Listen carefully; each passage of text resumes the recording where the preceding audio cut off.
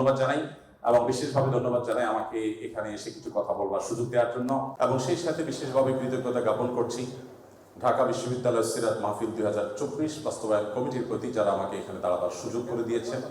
বিশেষভাবে অন্তঃস্থল থেকে কৃতজ্ঞতা জানাচ্ছি ঢাকা বিশ্ববিদ্যালয় কর্তৃপক্ষকে এই চমৎকার আয়োজনটি করবার অনুমতি প্রদান করবার জন্য। কেন প্রিয় নবী সাল্লাল্লাহু আলাইহি সাল্লাম সম্পর্কে আমাদের জানতে হবে।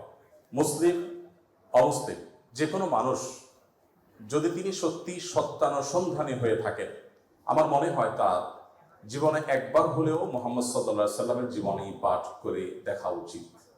কারণ একজন মানুষ দুনিয়ার আলো দেখার আগেই বাবাকে হারিয়েছে, পৃথিবীর আলো দেখার পরপরই মাকে হারিয়েছে।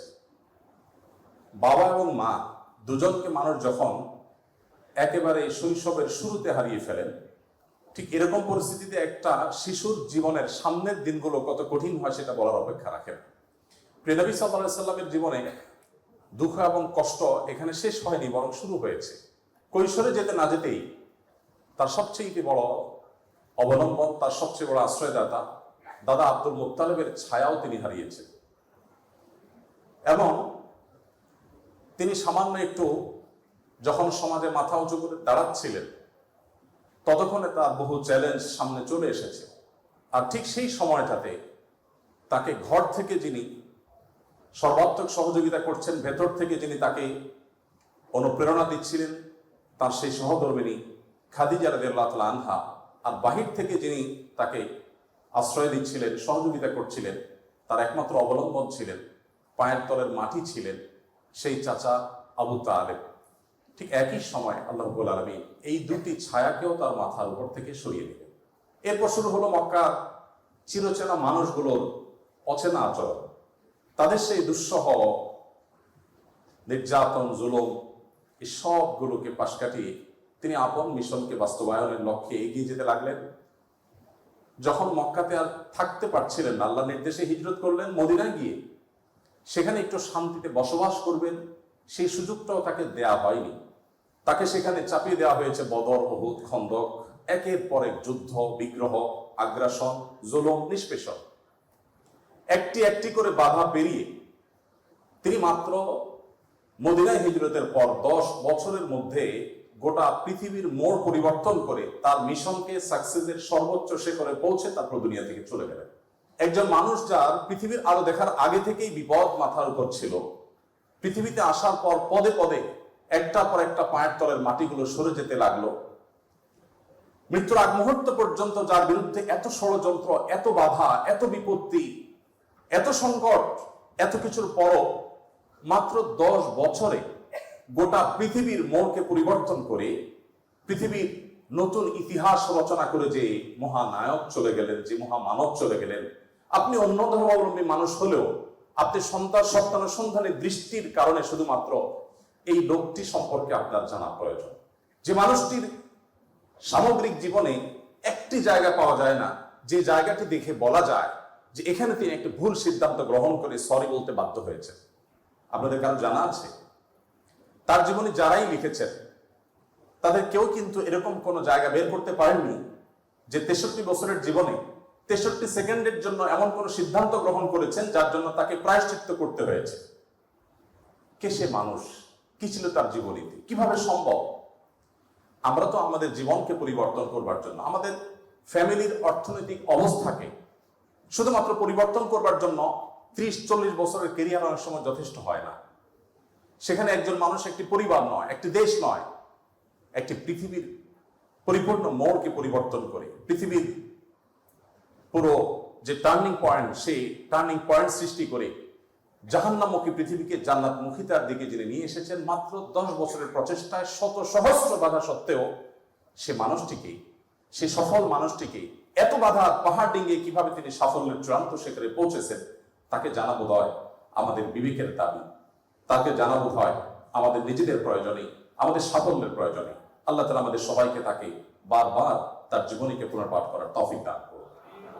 দ্বিতীয়ত যে কথাটি আমি বলতে চাই তা হলো, আপনারা অনেকে হয়তো শুনে থাকবেন, ইসলামী বিশ্ববিদ্যালয় কুষ্টিয়ার সাবেক একসময় প্রফেসর ছিলেন, রোড অ্যাক্সিডেন্টে মারা গেছেন ডক্টর খন্দকার আব্দুল্লাহ জাহাঙ্গীর রহমতুল্লাহ আলাইহি অত্যন্ত চমৎকার একটি উপমা দিয়েছিলেন।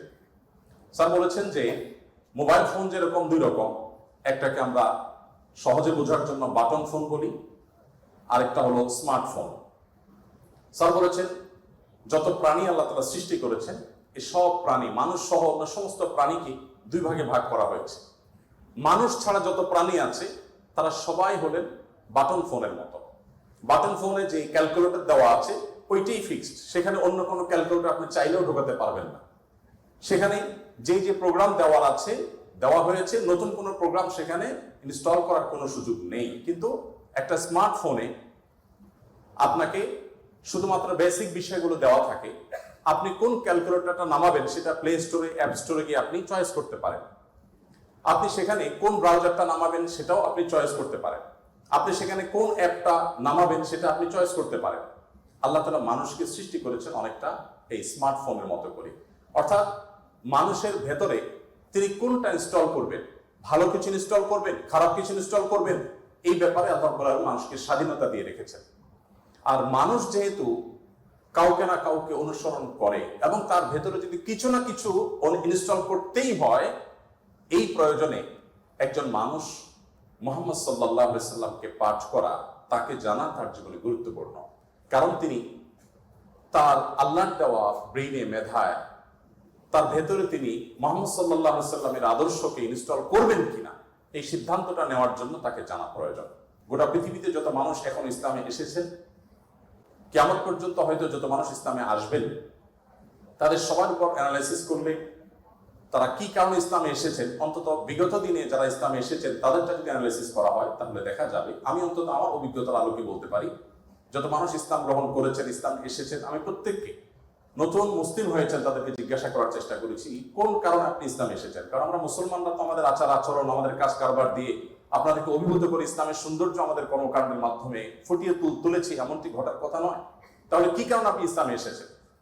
যত মানুষ ইসলামে এসেছে তার মধ্যে উল্লেখযোগ্য সংখ্যক ইসলামে এসেছেন কোরআন পাঠ করে, আর অবশিষ্ট যারা ইসলামে এসেছেন তাদের বড় অংশ ইসলামে এসেছেন প্রিয় নবী সাল্লাল্লাহু আলাইহি ওয়াসাল্লামের সিরাত পাঠ করে। বিধায় আমি আপনাদের সবাইকে উদাত্ত আহ্বান রাখতে চাই যে আপনার জীবনে একবার নয়, বারবার করে প্রিয় নবী সাল্লাল্লাহু আলাইহি ওয়াসাল্লামকে জানুন, তার জীবনের শুরু থেকে শেষ পর্যন্ত নির্মোহভাবে পড়ুন।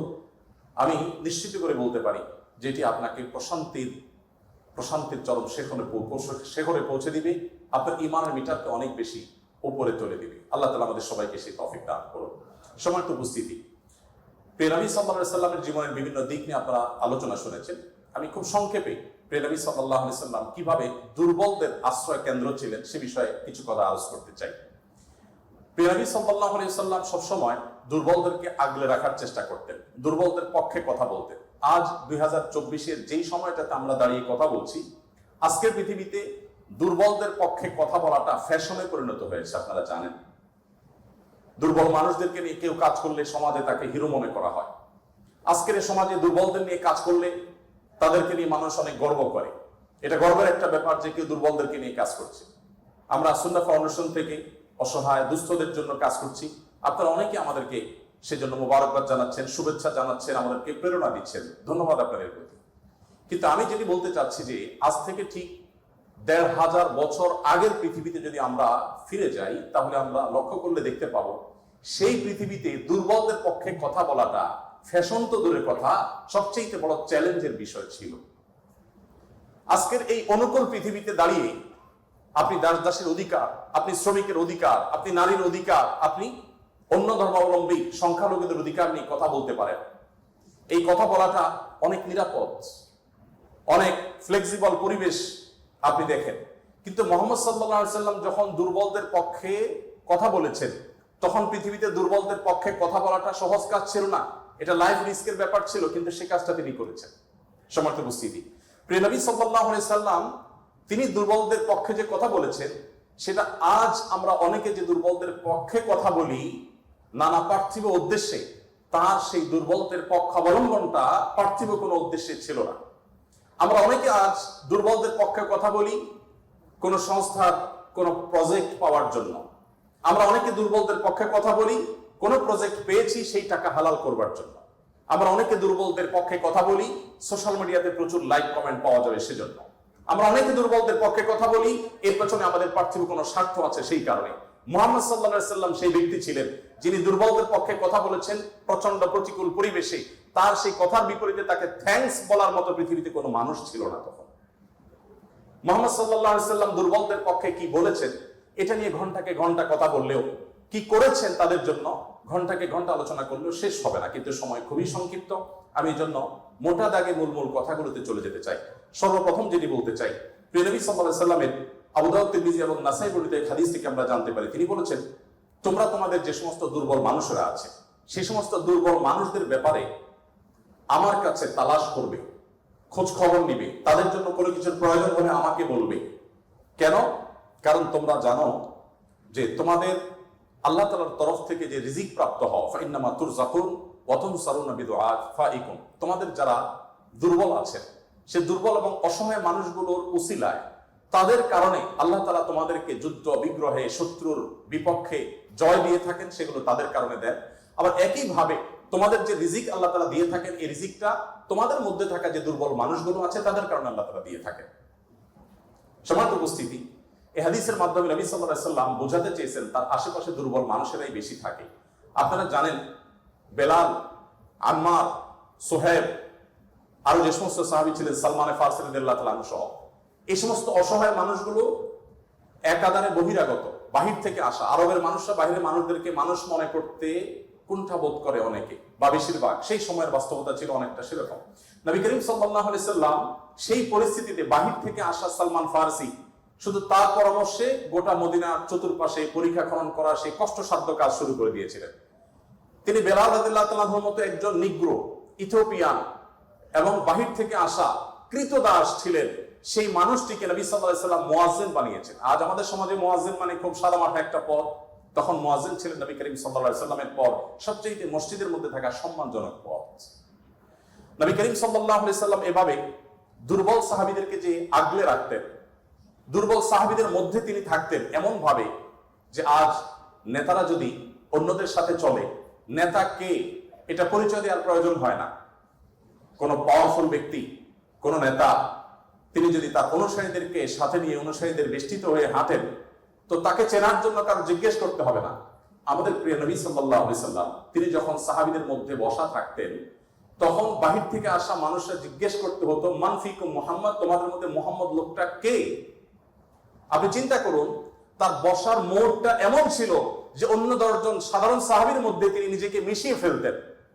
তার মধ্যে কোনো অহংকার ছিল না, এমন ভাবে দুর্বলদের সাথে নিজেকে মিশিয়ে ফেলতেন যে বাহির থেকে আসা মানুষ তার অ্যাটিটিউড দেখে, তার বডি ল্যাঙ্গুয়েজ দেখে চেনার কোনো উপায় ছিল না যে মোহাম্মদ নেতা লোকটি কে, সাল্লাল্লাহু আলাইহি ওয়াসাল্লাম।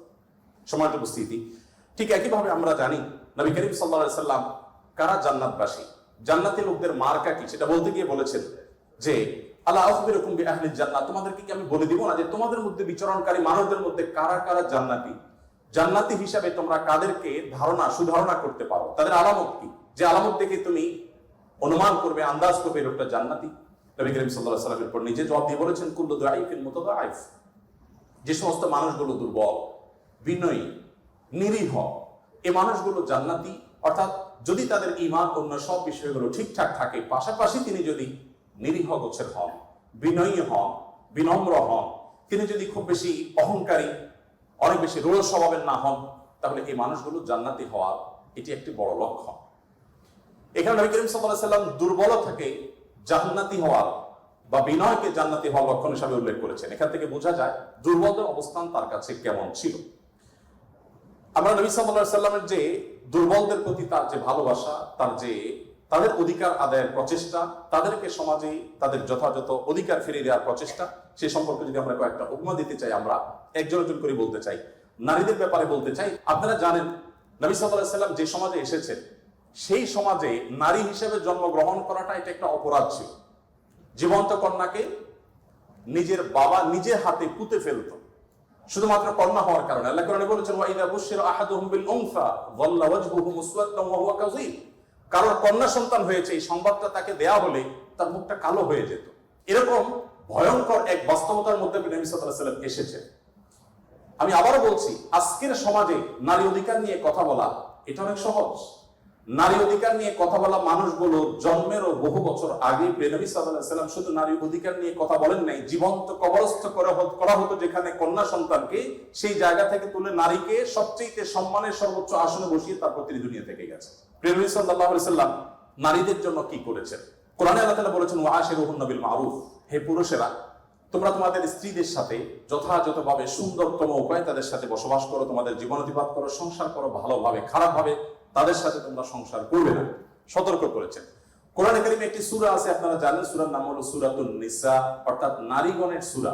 কোরআনে কিন্তু পুরুষগণের সূরা নামে কোনো সূরা নেই, সূরাতুর রিজাল নামে কোনো সূরা নেই, কিন্তু সূরাতুন নিসা নামে সূরা আছে, এবং সেটা ছোটখাটো 2-4-5 আয়াতের সূরা না, কোরআনের সবচেয়ে বড় সূরাগুলোর একটি। এবং কোরআনে শুধুমাত্র নারীদের বিধিবিধান বর্ণনা করবার জন্য সূরা তাহরিম, সূরা তালাক, অনেকগুলো সূরা আল্লাহ তাআলা নাজিল করেছেন স্পেশাল নারীদের বিধিবিধান বর্ণনা করবার জন্য। পুরুষদের জন্য আলাদা কোনো স্পেশাল বিধিবিধান, তাদের অধিকার, তাদের করণীয়, তাদের বিষয়গুলোকে আলোকপাত করবার জন্য কোনো আলাদা স্পেশাল কোনো সূরা নেই। কোরআনে আল্লাহ রাব্বুল আলামিন নারীদের সম্পর্কে যত আলোচনা করেছেন, শুধু সেগুলোই ঘন্টায় ঘন্টা আলোচনা করলে শেষ করা যাবে না। প্রিয় নবী সাল্লাল্লাহু আলাইহি সাল্লাম তার, আপনারা জানেন, একাধিক স্ত্রী ছিলেন।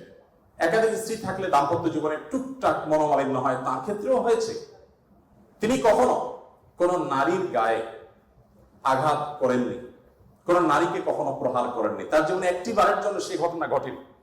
আপনারা অনেকে হয়তো শুনে থাকবেন, উহুদের যুদ্ধে প্রিয় নবী সাল্লাল্লাহু আলাইহি সাল্লামের তরবারি একজন সাহাবীকে দেওয়া হয়েছে। তিনি দূর থেকে লক্ষ্য করলেন একজন নারী খুব বিভৎস একটি দৃশ্যের অবতারণা করেছে, তার নাম ছিল হিন্দা, আপনারা জানেন।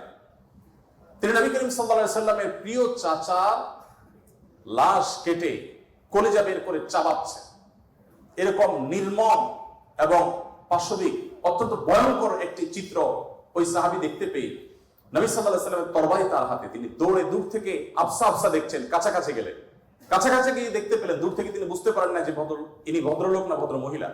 খুব কাছে এসে দেখলেন যে তিনি একজন নারী। তিনি তখন বলেছেন পরবর্তীতে যে আমি তরবারিটা তুলেছিলাম যে তার শিরকে আমি তার ধর থেকে, দেহ থেকে আলাদা করে দিব, কিন্তু তৎক্ষণাৎ আমার মনে হলো এই তরবারিটা তো সেই মানুষটা যে মানুষ কোনোদিন কোনো নারীর গায়ে আঘাত করেন নাই। আমি যত কঠিন দৃশ্যই দেখি না কেন, আমি নবী সাল্লাল্লাহু আলাইহি সাল্লামের তরবারি দিয়ে কোনো নারীকে আঘাত করতে পারি না। তিনি সেই অবস্থাতে এরকম ভয়ঙ্কর একটি দৃশ্য দেখার পরও নবী করিম সাল্লাল্লাহু আলাইহি সাল্লামের জীবন চরিত্রের মধ্যে তিনি নারীদেরকে যেভাবে সম্মান দিতেন, মর্যাদা দিতেন, শুধুমাত্র সেই বিষয়টিকে স্মরণ করে তরবারিকে খাপে ঢুকিয়ে তিনি সেখান থেকে ফিরে এলেন। প্রিয় নবী সাল্লাল্লাহু আলাইহি ওয়াসাল্লাম তিনি যুদ্ধের ময়দানে কয়েক শ্রেণী মানুষকে কোনোভাবেই যেন হত্যা না করা হয় তার জন্য আগে থেকে বলে রেখেছেন, এবং যুদ্ধের আগে যোদ্ধাদেরকে, মুজাহিদদেরকে বলে রাখতেন, খবরদার রণাঙ্গনের শত্রুপক্ষের অন্য সব মানুষকে আঘাত করলো, নারীদেরকে আঘাত করবে না। আপনারা এই জন্য সাহাবীদের মধ্যে পুরুষ সাহাবীদের শহীদ হওয়ার অনেক লম্বা ফিরিস্তি বা লিস্ট আপনারা দেখতে পান, মহিলা সাহাবীদের লিস্ট খুব বেশি একটা দেখা যায় না। যদিও পুরুষদের আল্লাহর জন্য জীবন উৎসর্গ করার এই পথের সর্বপ্রথম পথ নির্দেশ করেছেন যিনি, অবাক করা বিষয় হলো তিনি একজন নারী, সুমাইয়া রাদিয়াল্লাহু তাআলা আনহা। প্রিয় ভাইরা আমার, নবী করিম সাল্লাল্লাহু আলাইহি সাল্লাম তার জীবনের একেবারে শেষের দিকের বক্তব্যগুলোর, ভাষণগুলোর একটি ছিল ইস্তাউসু বিন নিসাই খায়রা, তোমরা নারীদের ব্যাপারে আমার কাছ থেকে ভালো ওসিয়ত গ্রহণ করো, অর্থাৎ আমি তোমাদেরকে ওসিয়ত করছি, আমি জীবনের শেষ মুহূর্তে, অন্তিম মুহূর্তে তোমাদেরকে উপদেশ দিচ্ছি, নারীদের বেলায়, মহিলাদের ব্যাপারে তোমরা ভালো আচরণ করবে, এটি আমার কাছ থেকে শুনে রাখো। নবী করিম সাল্লাল্লাহু আলাইহি ওয়াসাল্লাম তিনি তিনটি জিনিসকে খুব বেশি ভালোবাসতেন, তিনটি জিনিস তার কাছে খুব বেশি প্রিয় ছিল, আপনারা অনেকে হাদিসটি জানেন। তার একটি ছিল সুগন্ধি, তিনি পারফিউম, আতর খুব পছন্দ করতেন। আরেকটি ছিল সালাত, নামাজ, এটি তার চক্ষু শীতলতার কারণ ছিল, তার অনেক ভালো লাগতো নামাজ আদায় করতে। আরেকটি ছিল নারী। এখানে নারী প্রিয় অর্থ হলো বাবা এবং মায়ের মধ্যে নবী সাল্লাল্লাহু আলাইহি সাল্লাম বাবার চাইতে মাকে বেশি প্রায়োরিটি দিতেন। সন্তানের মধ্যে ছেলে এবং মেয়ের মধ্যে মেয়েকে বেশি ভালোবাসতেন, এত বেশি ভালোবাসতেন যে নবী সাল্লাল্লাহু আলাইহি সাল্লামকে আল্লাহ তাআলা ছেলে সন্তান দিয়েছেন, তাদের সবাইকে শৈশবে মৃত্যু দিয়েছেন, তার একমাত্র 4টি কন্যা সন্তানকে বাঁচিয়ে রেখেছেন। দিন শেষে তিনি কন্যাদের বাবা হয়ে বেঁচে ছিলেন, ছেলেদের বাবা হয়ে বেঁচে ছিলেন না। ঠিক একই ভাবে নবী সাল্লাল্লাহু আলাইহি সাল্লামের আরেকটা হাদিস সহিহ মুসলিমে বর্ণিত হয়েছে, আমরা জানি নবী সাল্লাল্লাহু আলাইহি সাল্লাম বলেছেন, কেউ যদি তার 2টি কন্যা সন্তানকে প্রাপ্তবয়স্ক হওয়া পর্যন্ত সুন্দর আচরণ করে, যথাযথভাবে লালন পালন করে, কোনো প্রকার বৈষম্য না করে, অবিচার না করে, তাদের প্রতি সদাচরণ করে, তো কিয়ামতের ময়দানে নবী সাল্লাল্লাহু আলাইহি সাল্লাম বলেছেন সেই লোক শুধু জান্নাতে যাবে না, কিয়ামতের দিন আল্লাহ নবী সাল্লাল্লাহু আলাইহি ওয়াসাল্লাম বলেছেন, আনা ওয়া হুয়া কাহাতাইন, সে এই দুটি আঙ্গুল যেরকম পাশাপাশি অবস্থান করছে জান্নাতে আমার ঠিক কাছাকাছি এইভাবে অবস্থান করবে দুটি কন্যা সন্তানকে যথাযথভাবে পালন করবার কারণে। আমি জানি না আপনারা নিশ্চয় অনেকে অনেক হাদিস পড়ে থাকবেন, আপনারা এমন কোন হাদিস পেয়েছেন কিনা যে 1 ডজন ছেলে সন্তান লালন পালন করলে এইরকম কোন ফজিলত এর কথা কোথাও বলা হয়েছে? আপনারা দেখেছেন এরকম কোন হাদিস? আমি অন্তত পাইনি যে 1 ডজন ছেলে লালন পালন করেছে কোনো মা বাবা, তার বিনিময়ে তাদেরকে নবী সাল্লাল্লাহু আলাইহি ওয়াসাল্লাম বলেছে যে 12টা যেহেতু করেছে, 2টা মেয়ের বিপরীতে 12টা ছেলে করেছে, একটা পুরস্কার হোক না, এরকম কোন পুরস্কারের কথা আমার জানা নেই। এরপরে যখন এক শ্রেণীর মানুষ বলে যে ইসলাম নারীদেরকে ঠকিয়েছে, তখন তাদের ব্যাপারে কি বলা যায় সেটা আপনারা ঠিক করবেন। সম্মানিত উপস্থিতি, নবী করিম সাল্লাল্লাহু আলাইহি ওয়াসাল্লাম বলেছেন, কোন বাবা, কোন অভিভাবক, কোন প্যারেন্টস, কোন মা যদি কোনো কন্যার কারণে কন্যা দায়গ্রস্ত হয়ে পড়ে, সমাজের মানুষের কুসংস্কারের কারণে যদি তার মুখটা ছোট হয়ে যায়, কোন কারণে তিনি যদি কোনটা সময় পরিস্থিতির মধ্যে পড়ে যান, এরপরও তিনি যদি সেই মেয়েদেরকে লালন পালন করার ক্ষেত্রে কোনো কার্পণ্য না করেন, সমাজের বিরুদ্ধে দাঁড়িয়ে বুক টান টান করে যে তার কন্যাদেরকে তিনি ভালোবাসা দেন, সদাচরণ করেন, তাদের অধিকার যথাযথভাবে দিয়ে দেন, তাহলে সেক্ষেত্রে নবী সাল্লাল্লাহু আলাইহি ওয়াসাল্লাম বলেছেন এই কন্যাদের প্রতি সদাচরণ করবার কারণে জাহান্নাম থেকে মুক্তির কারণ হবে কিয়ামতের ময়দানে ওই ব্যক্তির জন্য। এটি নবী সাল্লাল্লাহু আলাইহি ওয়াসাল্লামের বহু হাদিস আছে, আমি আর সেদিকে যাব না, শুধুমাত্র একটি হাদিস বলে শেষ করব। সেটা হলো, আপনারা জানেন নবী করিম সাল্লাল্লাহু আলাইহি ওয়াসাল্লামকে জিজ্ঞাসা করা হলো, ইয়া রাসূলুল্লাহ মান আহাক্কুন নাসি বিহুসনি সুহবাতি, আমার সবচেয়ে ভালো আচরণ পাওয়ার অধিকারটা কার? নবীজি সাল্লাল্লাহু আলাইহি ওয়াসাল্লাম বলেছেন, উম্মাক, তুমি সবচেয়ে ভালো আচরণ করবে তোমার মায়ের। এরপর জিজ্ঞাসা করা হলো, হে আল্লাহর রাসূল, তারপর? আপনারা জানেন হাদিসটি খুবই প্রসিদ্ধ হাদিস, তিনি বলেছেন তারপর তোমার মায়ের। জিজ্ঞাসা করা হলো তারপর, এরপর বললেন তারপরও তোমার মায়ের। এরপর সাহাবী যখন জিজ্ঞাসা করলেন, ইয়া রাসূলুল্লাহ তারপর? এরপর বললেন তোমার বাবা। আপনারা অনেকে শুনেছেন ডক্টর জাকির নায়েক, তিনি এই হাদিস প্রসঙ্গে বলেছেন, আল্লাহ নবী সাল্লাল্লাহু আলাইহি ওয়াসাল্লাম গোল্ড মেডেলটাও দিলেন মাকে, তারপর সিলভার মেডেলটাও দিলেন মাকে, ব্রোঞ্জটাও দিলেন মাকে, বাবাকে দিলেন একটা সান্ত্বনা পুরস্কার। এরপরে যদি কেউ বলে যে ইসলাম নারীদেরকে ঠকিয়েছে, যে যুক্তিতে বলে সেটা আপনারাও জানেন আমিও জানি, বলা হয় বাবার সম্পদে ছেলে যদি 2 টাকা পায়, মেয়ে 1 টাকা পায়, এখানে মেয়ের প্রতি অবিচার করা হয়েছে। আপনারা জানেন এর মতো হাস্যকর একটা দাবি আরেকটি হতে পারে না, কারণ ছেলে বেচারা, এতক্ষণ শুধু মেয়েদের কথা বলছি, আসলে তো ছেলেদেরকে আমরা দুর্বল হিসেবে দেখি। ছেলে বেচারা প্রাপ্তবয়স্ক হওয়ার পর বাবা মা তার ভরণ পোষণ দিতে বাধ্য নন। যদি বাবা বলেন যে তুমি প্রাপ্তবয়স্ক হয়ে গেছো, তোমার চাল ডাল তুমি জোগাড় করো, বাবা মা সেটা বলতে পারেন, সে রাইট তাদের আছে। বিয়ে এখনো বেচারা করে নাই, মাত্র প্রাপ্তবয়স্ক হয়েছে। এরপর প্রাপ্তবয়স্ক হওয়ার পর যখন বিয়ে শাদী চিন্তা করে, বাপ মা এটা বলতেই পারেন যে বাবা তোমার বিয়ে শাদীর টাকা তুমি জোগাড় করো, আমি তোমার বইয়ের গহনা কিনে দিব, মোহর জোগাড় করব, তোমার খরচ খরচা দিব। এটা বাবা মা করতে বাধ্য নন শরীয়ত দৃষ্টিকোণ থেকে, ছেলেটা ছেলেকেই জোগাড় করতে হবে। আপনাদের অনেকগুলো প্রশ্ন আমার কাছে আসছে, এর মধ্যে সবচেয়ে কমন যে প্রশ্ন বারবার এসেছে সেটা হলো যুবকদের প্রশ্ন, বাবা মা বিয়ে দিতে চায় না, আমরা কি করব? আমি সে প্রশ্ন উত্তরে যেতে পারবো কিনা জানি না, তবে তরুণদেরকে আহাজারে আমার খুব কষ্ট দেয়, কারণ আমি খুব বেশি বয়সে বিয়ে করিনি, আমি এখন নানা হয়েছি, আপনারা অনেকে জানেন। আমার এই বয়সে আমি নানা হয়েছি, এটা অনেকে শুনলে আসমান থেকে নাজিল হওয়ার উপক্রম হয় যে কিভাবে সম্ভব। তো আমি বলি, আমি আমার সংসার জীবন গোছানো শেষ, আমি এবং আমার মিসেস সহ বাকি জীবন আরামের সাথে দেশ বিদেশ যদি ঘুরেও বেড়াই, আল্লাহ বিল্লাহ করে বাকি জীবন কাটিয়ে দিই, আমার কোনো টেনশন নাই, কারণ আমার সংসারের সব সেট আপ করা শেষ। সে সমস্ত মানুষদেরকে দেখে আমার করুণা হয়, মায়া হয়, যারা আর্লি ম্যারেজকে দোষণীয় মনে করে, তারা অনেক বেশি দেরি করে তথাকথিত নিজের পায়ে দাঁড়ানোর কথা বলে 30-35 পার হওয়ার পর বিবাহ শাদী করেন। এই মানুষগুলো তাদের ছেলে মেয়ে হইতে হইতে, প্রথম তো আবার ছেলে মেয়ে নেওয়া যাবে না, একটা লম্বা সময় এনজয় করতে হবে, 40-এর পর হয়ে যায় ছেলে মেয়ে হতে হতে। এরপর এই ছেলে পড়ালেখা করে গ্রাজুয়েশন করতে করতে 55-60 চুই হয়ে যায়, ততক্ষণে সংসারের ঘানি টানতে থাকে।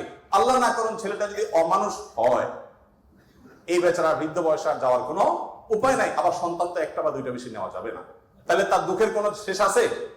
আর আমার সবকিছু কমপ্লিট। এখন ছেলে মেয়ে যদি বেশি বেতাল হয়, বেলাইন হয়, সোজা কানটা বলে দিয়ে দরজা দেখা দিতে কোনো অসুবিধা নাই, কারণ আমার 2nd, 3rd, 4th অপশন আছে, অনেকগুলো সন্তান আছে। আর দ্বিতীয়ত আমার বয়সে এখনো অনেকখানি বাকি আছে। যাই হোক, আমি সেদিকে যাচ্ছি না। আমি যেটা বলছিলাম সেটা হলো ছেলেদের এই বেচারাদের যে অসহায়ত্ব, এটার কথা কেউ বলে না। দেখেন, আমিও নারীদের ওয়াজি করে গেলাম। ছেলেদের অসহায়ত্বের কথা একটু বলি। এই বেচারারা যতদিন বাবা সংসারে থাকবে, তোমার ঘানে তুমি টানো, বাবা মা বাধ্য না। মেয়েকে কিন্তু এটা বাবা বা মা বলতে পারেন না। এরপর যখন বিয়ে হবে, বিয়ের সময় ওই যে ছেলেরা চিরকুট নিয়ে আসে, হুজুর একটু বলে দেন আমার আব্বা এখানে আছে। আমি পল্টনে একটা হোটেলের উদ্বোধনী দিনে আমার এক বন্ধু মানুষ সেখানে গেছিলাম। এক ছেলে তার বাবাকে ধরে আমার কাছে নিয়ে আসছে, এসে বলছে, হুজুর আপনার অনেক ওয়াজ শুনছি, আজকে আমার বাপটা হাতের কাছে পাইছি, আমাকে বিয়ে দেন। আমি বহু বলছি, আজকে আপনি হাতে নাতে বলেন। আমি নিজের লজ্জা লাল হয়ে গেলাম, কি বেহার।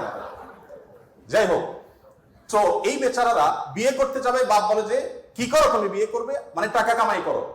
মেয়েদের বিয়ের সময় কি বাবা মা এটা বলে তুমি কয় টাকা কামাই করছো তোমার বিয়ে দিব? বলার সুযোগই নেই, রাইটই নেই। এরপরে বিয়েটা যখন হয়ে যায়, এই বেচারা এতদিন নিজের পেট পালা লাগতো, এখন বউয়ের পেট পালো, ছেলে মেয়ের পেট পালো, তাদের উপার্জনের দায় দায়িত্ব তার। নিজের বাবা মা যদি বৃদ্ধ হয়ে যান, অসহায় হয়ে যান, তাদের দায়িত্ব তার। বাপের বাড়ি যাওয়ার সময় বাজারটা তার করতে হয়, শ্বশুর বাড়ি যাওয়ার সময় মিষ্টির প্যাকেটটার টাকাও তাকে দিতে হয়। শতভাগ খরচ ছেলে, আর বাপের সম্পদে পাবে হলো 2 টাকা 2 আনা, আর মেয়ে পাবে 1 টাকা। তার অন্যের খরচ তো দূরের কথা, নিজের খরচই তার উপরে বর্তায় না। ইসলাম কি তাকে কম দিয়েছে না বেশি দিয়েছে? একজনকে 2 টাকা দিয়ে বাজারে পাঠিয়ে বিরাট বড় ফর্দ দেখা দিয়েছেন, এতগুলো সব তোমাকে আনতে হবে। আরেকজনকে 1 টাকা দিয়ে বললেন যে তুমি শুধুমাত্র এই টাকা দিয়া যা খুশি তা করতে পারো। তাহলে এই 1 টাকা যাকে দেওয়া হয়েছে তার অধিকার কি কম দেওয়া হয়েছে না বেশি দেওয়া হয়েছে? আল্লাহর সাথে পাল্লা দিলে গোল্লা যাওয়া ছাড়া কোনো উপায় থাকে না। যারা নিজের বিবেক দিয়ে আল্লাহ সুবহানাহু ওয়া তাআলার বিশ্লেষণকে বিচার করতে চায়, তারা আল্লাহর উপরে যে খোদার উপরে খোদাগিরি বলে, যে সে মূর্খতা ছাড়া কিছুই করছে না। আমি শ্রদ্ধা রেখে তাদের প্রতি এটা বলতে বাধ্য হলাম। যাই হোক, আমি যেটা বলছিলাম যে নবী সাল্লাল্লাহু আলাইহি ওয়াসাল্লাম মেয়েদের সম্পর্কে এত কথা বলেছেন। দেখুন যে মা হিসাবে মেয়েদের মর্যাদা এত বেশি। ইমাম মালিক রাহমাতুল্লাহ আলাইহি একটি চমৎকার কথা বলেছেন। তিনি বলেছেন যে আল আম্বিয়া আবুল বানাত, আপনারা অবাক হবেন, যত নবী রাসূল পৃথিবীতে এসেছেন বেশিরভাগ নবী রাসূলদেরকে আল্লাহ তাআলা ছেলে সন্তান না দিয়ে মেয়ে সন্তান দিয়েছেন। এরপরে যেটি বলতে চাই তা হলো বিধবা এবং ইয়েতিমদের ব্যাপারে। দেখুন, ইয়েতিম বিধবার ব্যাপারে নবী করিম সাল্লাল্লাহু আলাইহি ওয়াসাল্লাম বলেছেন, বুখারীতে হাদিসটি বর্ণিত হয়েছে, আস-সাইলাল আরমালাতি ওয়াল মাসাকিন কাল মুজাহিদি ফি সাবিলিল্লাহ আও কাল্লাযী ইয়াকুমুল লাইলা ওয়া ইয়াসুমুন নাহার। যে ব্যক্তি কোনো বিধবার ব্যয়ভারের দায়িত্ব গ্রহণ করবে, যে ব্যক্তি কোনো ইয়েতিমের লালন পালনের দায়িত্ব গ্রহণ করবে, অভিভাবকত্বের দায়িত্ব গ্রহণ করবে, নবী সাল্লাল্লাহু আলাইহি ওয়াসাল্লাম বলেছেন এই ব্যক্তি আল্লাহর রাস্তায় রণাঙ্গনে জিহাদরত ব্যক্তি আল্লাহর কাছে যে মর্যাদা লাভ করবে, নিজের জায়গায় বসে থেকে অসহায় বিধবার দায়িত্ব, বিধবা ভাতা দিয়ে তার দায়িত্ব গ্রহণ করলে এই ব্যক্তিকে আল্লাহ তাআলা সেই মর্যাদা দান করবেন। আপনি এরকম কোন হাদিস দেখাতে পারবেন না যে একটা লোক বেচারা বউ মরে গেছে, মনমরা থাকে, যদি কোনো ভদ্র মহিলা তার আশ্রয় দেওয়ার জন্য তিনি অনুপযুক্ত হওয়া সত্ত্বেও নিজেকে পেশ করেন, উপস্থাপন করেন, আর তার আশ্রয় হয়ে যান, তাহলে নবী সাল্লাল্লাহু আলাইহি ওয়াসাল্লাম বলেছেন তার এই পুরস্কার আছে। নিশ্চয়ই ভালো কাজের সওয়াব আছে, কিন্তু আলাদা পার্টিকুলার কোনো সওয়াবের কথা নবী সাল্লাল্লাহু আলাইহি ওয়াসাল্লাম বলেন নাই। কিন্তু একজন বিধবার ব্যাপারে কিন্তু সেই কথা বলা হয়েছে। ইয়েতিমের ব্যাপারে নবী সাল্লাল্লাহু আলাইহি ওয়াসাল্লাম বলেছেন, আনা ওয়া কাফিলুল ইয়াতীমি কাহাতাইন, আমি এবং ইয়েতিমের অভিভাবক, যিনি ইয়েতিমের দায়িত্ব নেন, এই দুইজন এই দুটি আঙ্গুলের মতো পাশাপাশি জান্নাতে অবস্থান করব। আপনারা তো বলতে পারেন যে জান্নাতে এই লোক নবীর কাছে থাকবে, এর আগে শুনলাম 2টা কন্যা লালন পালন করলে সেও নবী সাল্লাল্লাহু আলাইহি ওয়াসাল্লামের কাছে থাকবে, তো নবী সাল্লাল্লাহু আলাইহি ওয়াসাল্লামের কাছে কতজন থাকবে? আসলে দুনিয়াতে আমরা একজনের সাথে আরেকজন হাঁটতে পারি, আখিরাতকে আমরা দুনিয়ার মতো কম্পেয়ার করি বা বিবেচনা করি, আখিরাতের বিষয়টা সম্পূর্ণ ভিন্ন। নবী সাল্লাল্লাহু আলাইহি ওয়াসাল্লামের জান্নাত এটা তো দুনিয়ার কোনো প্রাসাদের মতো হবে না, বিশাল বড় জগৎ নিয়ে হবে। সবচেয়ে ছোট জান্নাতে যে গোটা পৃথিবীর সমান 10 পৃথিবীর সমপরিমাণ জান্নাত তিনি পাবেন। মহাশূন্য সম্পর্কে আমরা ধারণা পাওয়ার পর আমাদের কাছে এটা খুব সহজ মনে হয় যে পৃথিবীর অন্যান্য পৃথিবীর বাইরে যে আল্লাহ তাআলার মহা সৃষ্টি আছে সেগুলোর তুলনায় পৃথিবী খুব ক্ষুদ্র। যখন পৃথিবীতে এগুলো আবিষ্কার হয় না, আপনি চিন্তা করুন তখনকার মুসলমানদের জন্য ঈমান আনা কতটা কঠিন ছিল, যে কিভাবে এত বড় জান্নাত দিবেন আল্লাহ তাআলা, কোথায় এত জায়গা। কিন্তু আজ আমরা সেটা আবিষ্কার করেছি, আমরা জানি কিয়ামত পর্যন্ত আবিষ্কার হতে থাকবে। কোরআন এবং সুন্নাহর অনেক কিছু এখনো আমাদের বুঝে আসছে না, কিন্তু একসময় হয়তো বুঝে আসবে। তো যাই হোক, নবী করিম সাল্লাল্লাহু আলাইহি ওয়াসাল্লাম ইয়েতিমের ব্যাপারে এই সুসংবাদ আমাদেরকে দিয়েছেন। এবং নবী সাল্লাল্লাহু আলাইহি ওয়াসাল্লাম একটা হাদিস বলে আমি শেষ করব। তিনি বলেছেন, যে ব্যক্তি তার পরিবারের মধ্যে কোনো ইয়েতিমকে সংযুক্ত করেন, এই জায়গা আমি একটু থামবো। ইয়েতিমকে সংযুক্ত করার মানেটা কি? আমাদের দেশে ইয়েতিম বা গরিবের বাচ্চাকে লালন পালন অনেকেই করেন, কিন্তু সেটা নিজের ধান্দায় করেন, গরিবের প্রয়োজনে না। কিভাবে সেটা? কারণ সন্তান হচ্ছে না, তখন তিনি একটু বাবা ডাক শুনতে চান, মা ডাক শুনতে চান। তো এই জায়গা থেকে তিনি একটা বাচ্চাকে নিয়ে আসেন, অসহায় মানুষের, কারো কোনো বাচ্চার বাবা মারা গেছেন, বাবা মারা গেছেন, মা মারা গেছেন, তাকে নিয়ে আসেন। সেই বাচ্চাটাকে এনে লালন পালন করেন এবং মনে করেন আমি অনেক সওয়াবের কাজ করছি।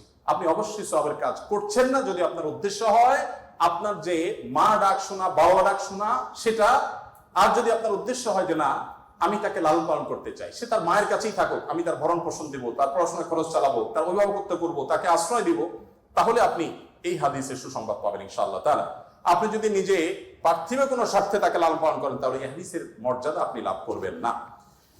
নবী করিম সাল্লাল্লাহু আলাইহি ওয়াসাল্লাম মুসনাদ আহমদে বর্ণিত একটা হাদিসে আসছে, তিনি বলেছেন যে এক ব্যক্তি তার কাছে বলেছে, আল্লাহ রাসূল আমার অন্তরটা অনেক শক্ত, আমি খুব শক্ত হৃদয়ের মানুষ, আমার মনটা নরম হয় না, আপনি আমাকে কোনো একটা পরামর্শ দিন। নবী সাল্লাল্লাহু আলাইহি ওয়াসাল্লাম বলেছেন তুমি ইতিমের মাথায় হাত বুলাবে, তোমার মন নরম হবে এবং সেই সাথে অসহায়দের তুমি খাদ্য দান করবে, আহার দিবে। এই দুটি কাজ যদি তুমি করো তাহলে তোমার অন্তরের কাঠিন্য দূর হয়ে যাবে। আমাদের অনেকের মধ্যে এই অভিযোগ আছে, আমরা এই আমলগুলো করতে পারি।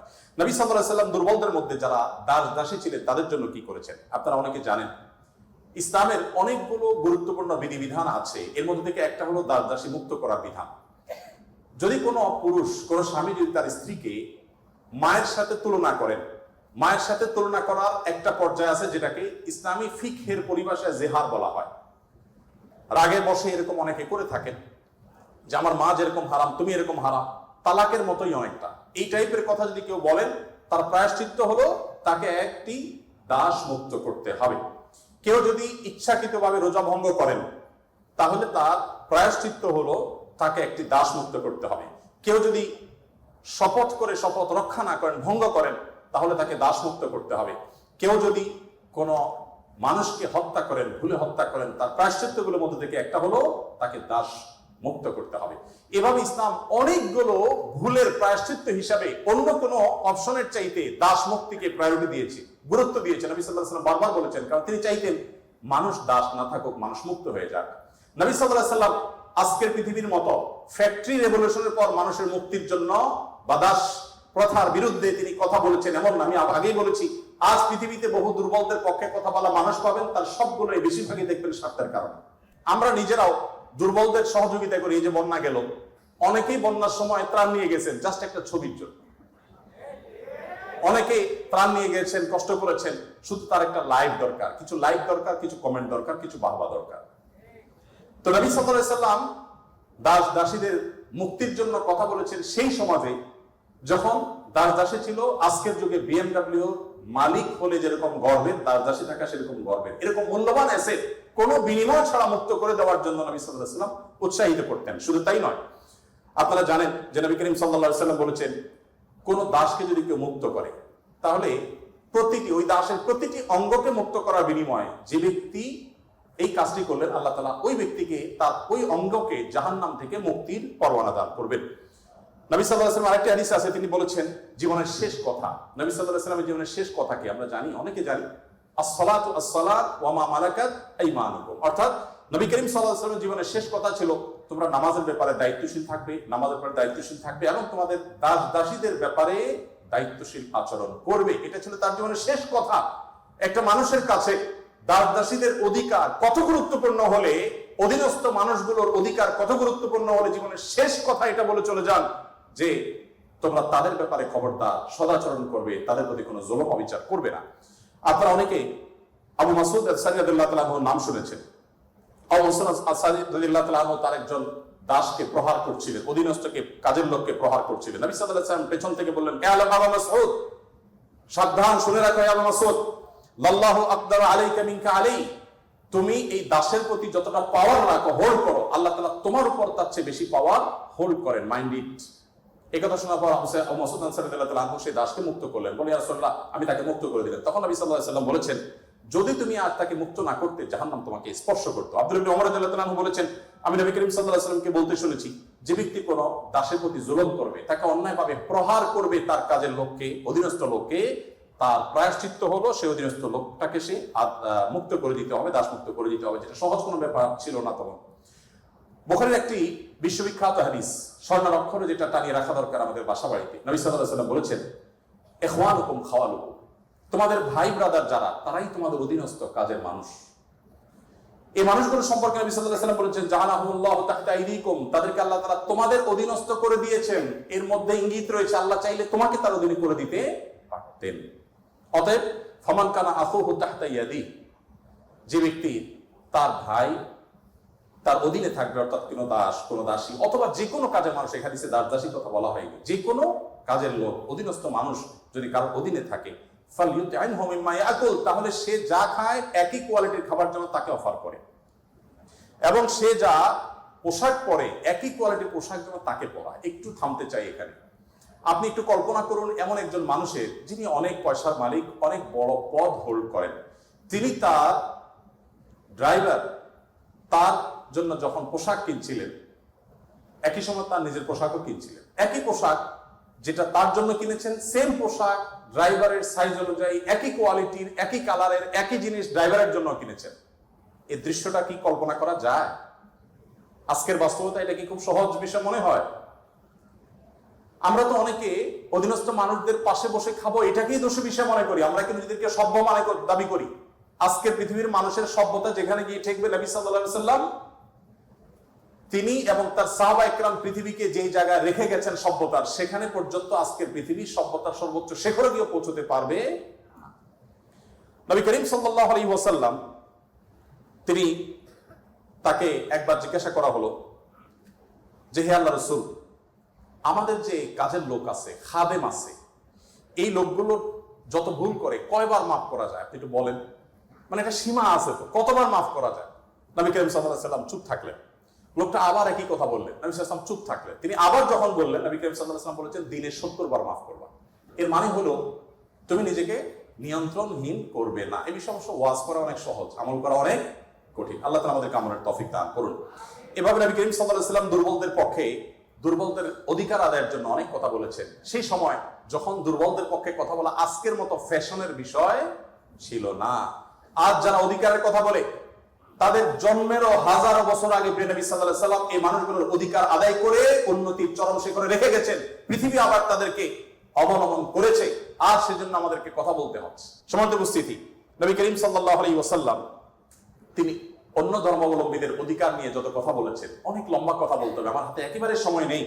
আমি শুধু এটুকু বলবো, আল্লাহ তাআলা কোরআনে কারিমে বলেছেন, লা ইয়ানহাকুমুল্লাহু আনিল লাযিনা লাম ইউকাতিলুকুম ফিদ-দীন ওয়া লাম ইখরিজুকুম মিন দিয়ারিকুম আন তাবাররুহুম ওয়া তুকসিতু ইলাইহিম ইন্নাল্লাহা ইউহিব্বুল মুকসিতিন। যে সমস্ত অন্য ধর্মাবলম্বীরা তোমাদেরকে তোমাদের দেশ থেকে বের করে দেয়নি, তোমাদের উপর কোনো যুদ্ধ চাপিয়ে দেয়নি, অর্থাৎ শান্তিপূর্ণ সহাবস্থান করছে, তাদের প্রতি সদাচরণ করতে তোমাদের আল্লাহ তোমাদেরকে নিষিদ্ধ করেনি না, বরং আল্লাহ তাআলা সদাচরণকারী, ন্যায়নিষ্ঠ আচরণকারীকে ভালোবাসেন। তার মানে সংখ্যালঘুদের প্রতি, অন্য ধর্মাবলম্বীদের প্রতি কোন মুসলিম যদি সদাচরণ করে, এই লোক আল্লাহর ভালোবাসা পাবে। বাংলাদেশে মানুষ ধর্মপ্রাণ, এদেশে ওলামা ইকরাম দায়িত্বশীল।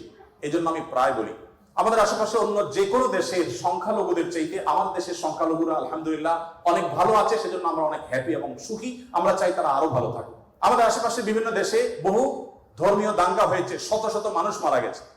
বাংলাদেশে আজও পর্যন্ত কখনোই ধর্মীয় দাঙ্গায় শত শত মানুষ তো দূরের কথা, ডজন ডজন মানুষ মারা গেছে, এমন কোন ঘটনা কখনো শোনা। সংখ্যালঘুদের নির্যাতনের যে সমস্ত বিচ্ছিন্ন ঘটনা ঘটে, এটা আমরাও জানি, আমাদের সংখ্যালঘু ভাই বোনেরাও জানেন। এটা দিন শেষে রাজনৈতিক ফায়দা হাসিলের নীলনকশা ছাড়া আর কিছুই নয়। বাংলাদেশের সবচেয়ে বড় ধর্মীয় শিক্ষা প্রতিষ্ঠান হাটহাজারী মাদ্রাসা ঠিক কোল ঘেঁষে একটা মন্দির, আমি সেই মাদ্রাসার ছাত্র। এত প্রাচীন এই মন্দির এবং মাদ্রাসাও প্রাচীন, শতবর্ষী মাদ্রাসা এবং প্রাচীন মন্দির। কেউ বলতে পারবে না যে মাদ্রাসার হাজার হাজার ছাত্রের কেউ কোনোদিন একটা ঢিল সেই মন্দিরে নিক্ষেপ করেছেন, অথবা মন্দির থেকে পাল্টা এরকম কিছু হয়েছে, কেউ বলতে পারবে না। বাংলাদেশের মানুষের সাম্প্রদায়িক সম্প্রীতির যে উদ্যোগ দৃষ্টান্ত, পৃথিবীর অনেক উন্নত দেশেও সে দৃষ্টান্ত নেই। এটা আমরা কোত্থেকে পেয়েছি? ইসলাম থেকে পেয়েছি। আমাদের সংখ্যালঘু ভাই বোনদের প্রতি সদাচরণ করতে আমাদের ইসলাম বলে, ভালো মুসলিম হওয়ার প্রয়োজনে আমাদের এটা করতে হচ্ছে। অথবা আমরা যত বেশি ভালো মুসলিম হতে পারবো, আমাদের সংখ্যালঘু ভাই বোনরাও তত নিরাপদে থাকবে। নবী সাল্লাল্লাহু আলাইহি ওয়াসাল্লাম বলেছেন, যেই ব্যক্তি কোনো অমুসলিম, যিনি মুসলিম ভূখণ্ডে বসবাস করার পারমিশন নিয়ে আসছেন, ধর বাইরে থেকে ভিসা নিয়ে এসছেন, অনুমোদিত তার বসবাসটা, এরকম কোন অন্য ধর্মাবলম্বীকে যদি কোনো মুসলমান হত্যা করে, এই মুসলমান এই হত্যার কারণে জান্নাত তো দূরের কথা, জান্নাতের গ্রামও সে পাবে। মানুষটা কিন্তু অন্য ধর্ম নয়। নবী সাল্লাল্লাহু আলাইহি ওয়াসাল্লাম একটা ইহুদির লাশ নিয়ে যাওয়া হচ্ছিল, তিনি সম্মান প্রদর্শন করলেন। সাহাবীরা বললেন, ইয়া রাসূলুল্লাহ, ইহুদির লাশ আপনি সম্মান প্রদর্শন করছেন। নবী সাল্লাল্লাহু আলাইহি ওয়াসাল্লাম বলেছেন আলাইসাত নাফসা, সে কি মানুষ না? লোকটা ইহুদি হতে পারে কিন্তু তিনি মানুষ না। আব্দুল্লাহ ইবনে ওমর রাদিয়াল্লাহু তাআলা বাসায় ছাগল জবে হয়েছে, তিনি বাহির থেকে এসে জিজ্ঞাসা করলেন আহাদাইতুম লিজানাল ইহুদি, আমাদের ইহুদি প্রতিবেশী বাসায় গোশত পাঠিয়েছো? বাসার লোকজন বলল না তো। তখন তিনি বললেন আল্লাহ রাসূল সাল্লাল্লাহু আলাইহি ওয়াসাল্লাম প্রতিবেশীর অধিকার নিয়ে এত কথা বলেছেন যে নিজের সম্পদে তাদের হিস্সা আল্লাহ তাআলা নির্ধারণ করে দেওয়ার উপক্রম হয়েছিল, আর তোমরা কেন প্রতিবেশী বাসায় খাবার পাঠাওনি? আমাদেরকে আরো ডেভেলপ করতে হবে। আমাদের আশেপাশে কোন হিন্দু বসবাস করে, আপনার পাশে ফ্ল্যাটে, পাশের বাড়িতে, আপনি কয়দিন তার বাসায় খাবার পাঠিয়েছেন, গিফট পাঠিয়েছেন? অথচ ইসলাম কিন্তু সেই নির্দেশ আমাদেরকে করে। যাই হোক, নবী করিম সাল্লাল্লাহু আলাইহি ওয়াসাল্লাম চতুষ্পদ জন্তু, পশু পাখির প্রতি তার যে দয়া ছিল, তারা দুর্বল, তারা অসহায়, তাদের পক্ষে নবী সাল্লাল্লাহু আলাইহি ওয়াসাল্লামের যে অবস্থান ছিল, একবার আপনারা জানেন বিখ্যাত হাদিস, নবী সাল্লাল্লাহু আলাইহি ওয়াসাল্লাম বলেছেন যে অনেক আগের একটি ঘটনা, এক লোক তিনি যাচ্ছিলেন কোথাও পানি পান করার জন্য, কোন একটা কুয়াতে তিনি নেমেছেন, উঠে দেখতে পেলেন একটি কুকুর পিপাসায় সেরকম ফুসফুস করছে। তখন তিনি তার পোশাক খুলে পানিতে চুবিয়ে চিবিয়ে ওই কুকুরকে খাওয়ালেন। এই হাদিসটি দুই রকম আছে, একজন পুরুষের ক্ষেত্রে আছে, তিনি তার পায়ের মোজা খুলেছেন, একজন নারীর কথা আছে, তিনি তার ওড়না খুলে এই কাজটি করেছেন। ওই নারী ব্যভিচারিণী হওয়া সত্ত্বেও আল্লাহ তাআলা একটি প্রাণীর প্রতি এই ভালোবাসা, এই সম্প্রীতি দেখাবার জন্য তাকে মাফ এবং নাজাত দিয়ে দিয়েছেন। নবী সাল্লাল্লাহু আলাইহি ওয়াসাল্লাম বলেছেন যে এর বিপরীতে একজন নারী, আপনারা সেটাও শুনেছেন অনেকেই, যে একটি ইবাদত গুজার একজন নারী একটি বিড়ালকে বেঁধে রেখেছিলেন এবং সে বিড়ালকে বেঁধে রাখতে রাখতে এক পর্যায়ে না খেয়ে বিড়ালটি মারা গেছে, তাকে খাদ্য দেননি। শুধুমাত্র এই কারণে তিনি ইবাদত গুজার হওয়া সত্ত্বেও আল্লাহ তাআলা ওই নারীকে জাহান্নামী হিসেবে ঘোষণা করেছেন, শুধুমাত্র একটা প্রাণীর জীবনের প্রতি এই হেয়ালিপনা করার জন্য। এখন প্রাণী তো দূরের কথা, মানুষের জীবন আমরা শেষ করে ফেলছি নির্দয় ভাবে। নবী করিম সাল্লাল্লাহু আলাইহি সাল্লামের আরো হাদিস আমরা জানি, একটা পাখির দুটি বাচ্চাকে কেউ একজন ধরে নিয়ে গেলেন। নবী আলাইহিস সালাম যখন দেখলেন এই কাজটি কেউ করেছে, তখন বললেন যে কে কাজটি করেছো? তখন নবী করিম সাল্লাল্লাহু আলাইহি সাল্লাম তাকে ডেকে বললেন, যাও, এই যে পাখি, মা পাখিটা সে ছটফট করছে আমি দেখতে পাচ্ছি, এই বাচ্চাগুলোকে সেখানে রেখে আসো, এটা তোমার জন্য জায়েজ নেই, মা পাখির বাচ্চাগুলোকে তুমি ছিনিয়ে আনবে জাস্ট তোমার বিনোদনের জন্য। তখন নবী করিম সাল্লাল্লাহু আলাইহি সাল্লাম ওই নির্দেশ সাহাবীকে করেছেন এবং ভর্ৎসনা করেছেন এই কাজটি করবার জন্য। এর বিপরীতে আরেকটা ঘটনা আমরা জানি, এর পাশাপাশি আরেকটা ঘটনা আমরা জানি, নবী সাল্লাল্লাহু আলাইহি সাল্লাম এক ব্যক্তিকে দেখলেন তিনি পিপিলিকার উপদ্রব থেকে বাঁচার জন্য আগুন দিয়ে পোড়াচ্ছেন। তিনি বলেছেন, খবরদার, লা ইউআযযিবু বিন-নার ইল্লা রাব্বুন নার, আগুন দিয়ে পুড়িয়ে নির্মম ভাবে তুমি এটাকে হত্যা করতে পারো, যদি হত্যা করতেই হয় তাহলে তুমি এমনি পিষে মেরে ফেলো, অন্য কোনো ভাবে মেরে ফেলো, নির্মম ভাবে তুমি মারতে পারো না। আমাদের অনেকে দেখবেন যে ওই যে এক ধরনের আঠা পাওয়া যায় ইঁদুর মারা, সে আঠা দিয়ে ইঁদুর মারার চেষ্টা করেন, নির্মম ভাবে হত্যা করা বা নিধন করা, এটা জায়েজ নেই।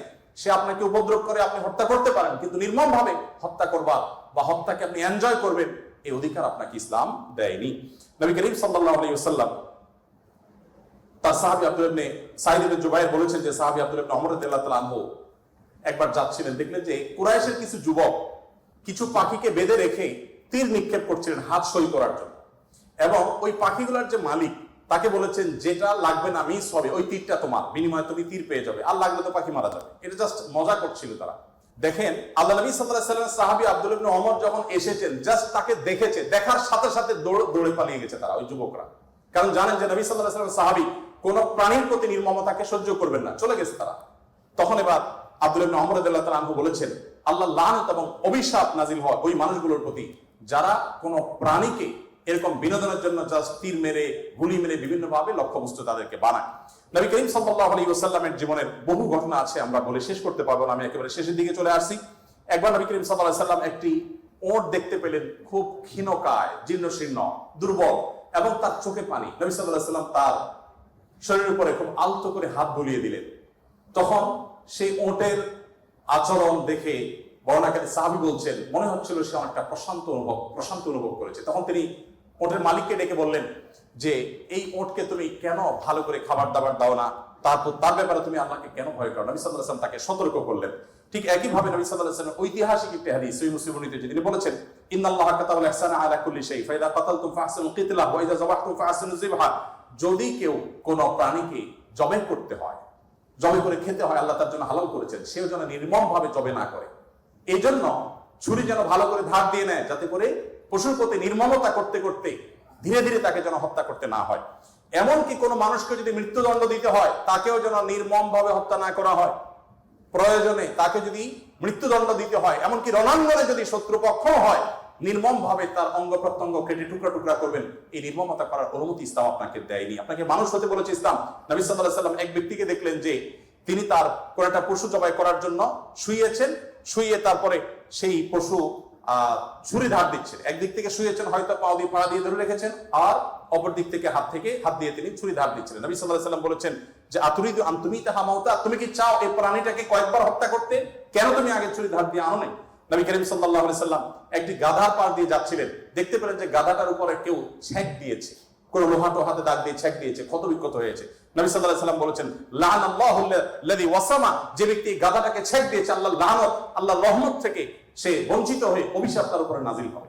নবী করিম সাল্লাল্লাহু আলাইহি ওয়াসাল্লাম এক ব্যক্তিকে দেখলেন যে তিনি বলছেন, হে আল্লাহর রাসূল, আমি যখন ছাগল জবাই করি তখন আমি যাতে অপ্রয়োজনীয় কষ্ট দিতে না হয়, নির্মমতা করতে না হয়, সেদিকটা খেয়াল করে। নবী সাল্লাল্লাহু আলাইহি ওয়াসাল্লাম বলেছেন রাহিমাকুল্লাহ, তুমি যদি ছাগলের প্রতি দয়া পরবশ হও, আল্লাহ তাআলা তোমার প্রতি দয়া পরবশ হবেন।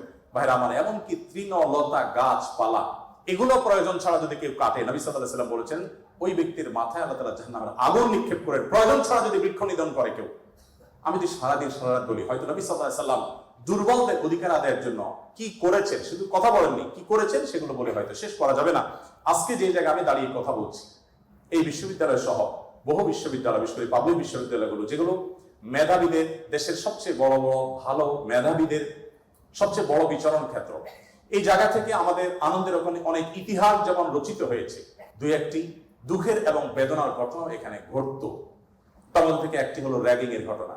নতুন একজন শিক্ষার্থী, যেখানে পুরাতন শিক্ষার্থী বা বড় ভাইদের কাছে, সিনিয়রদের কাছে স্নেহ ভালোবাসা পাওয়ার কথা, র্যাগিং এর নামে তাকে অপমানিত করা, অপদস্থ করা, তাকে হ্যারাসমেন্ট করা, তাকে অপমান অপদস্থ করে পশুর মতো বুন আনন্দে মেতে ওঠা, এটা আমাদের দেশের অনেক শিক্ষা প্রতিষ্ঠানের একটি অঘোষিত কালচারে পরিণত হয়েছিল।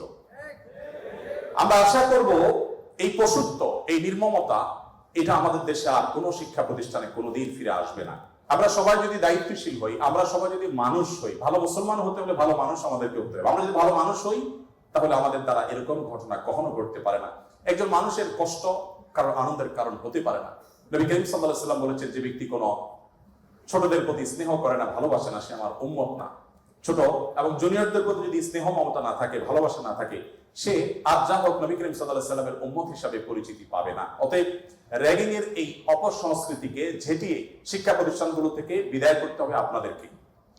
সবাই রাজি আছেন তো ইনশাআল্লাহ? আল্লাহ তাআলা আমাদের সবাইকে সেই তৌফিক দান করুন। আজকের এই আয়োজন, এত সুন্দর একটি আয়োজন করবার জন্য কর্তৃপক্ষকে আমি ধন্যবাদ জানাই, এবং বিশেষভাবে ধন্যবাদ জানাই আমাকে এখানে এসে কিছু কথা বলবার সুযোগ দেওয়ার জন্য। আমার কথার মধ্যে যদি সঠিক কিছু বলে থাকি আল্লাহর তরফ থেকে, ভুল কিছু বলে থাকলে সেটি আমার তরফ থেকে, শয়তানের তরফ থেকে। আল্লাহ তাআলা আমাদের সবাইকে নবী করিম সাল্লাল্লাহু আলাইহি ওয়াসাল্লামের রঙে রঙিন হওয়ার তৌফিক দান করুন।